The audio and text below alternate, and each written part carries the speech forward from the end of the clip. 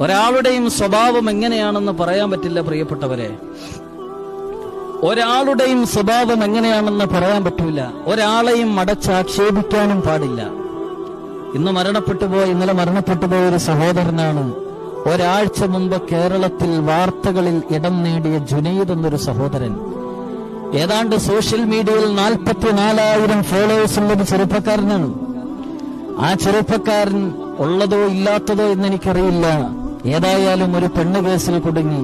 എത്രത്തോളം ആ ചെറുപ്പക്കാരൻ മാനസികമായിട്ട് വിഷമിച്ച് തളർന്നുപോയി. പോലീസ് അറസ്റ്റ് ചെയ്തു. കയ്യിൽ വിലങ്ങി വെച്ച് പോലീസ് സ്റ്റേഷനിൽ നിർത്തുന്ന ഫോട്ടോ പോലും നമ്മൾ കണ്ടതാണ്.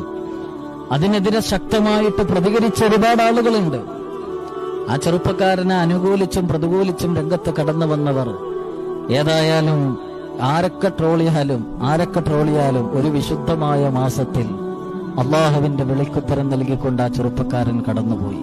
ഒന്ന് നിങ്ങൾ മനസ്സിലാക്കിക്കൊള്ളിൻ, ഒരാളെയും വിശുദ്ധരായിട്ടോ ഒരാളെയും സ്വർഗവാസിയായിട്ടോ നരകവാസിയായിട്ടോ പ്രഖ്യാപിക്കാൻ നമ്മൾ ആരുമല്ല. ഹൃദയം ഒരാളുടെ എങ്ങനെയാണ് എന്നറിയാവുന്നവൻ പടച്ചവന് മാത്രമാണ്.